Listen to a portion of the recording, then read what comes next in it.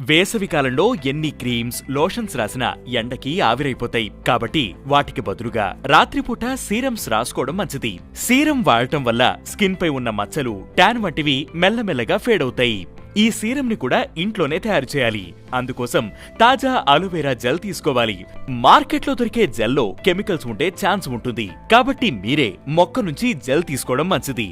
ఆ జెల్లో కొద్దిగా treaty oil వేసి బాగా మిక్స్ చేయండి. ముందుగా ముఖాన్ని చక్కగా క్లీన్ చేసి ఆరిన తర్వాత ఈ సిరంని ముఖానికి అప్లై చేయండి. రాత్రంతా అలానే ఉంచి ఉదయాన్నే కడుక్కోవాలి. ఇలా చేయడం వల్ల చర్మంపై ఉన్న మచ్చలు, ట్యాన్ తగ్గిపోతుంది. అలోవెరా నేచురల్ మాయిశ్చరైజర్ గా పనిచేస్తుంది. దీనివల్ల స్కిన్ కి చల్లని అనుభూతి కలుగుతుంది. ట్రీటీ ఆయిల్లో యాంటీ బ్యాక్టీరియల్ ప్రాపర్టీస్ ఉంటాయి.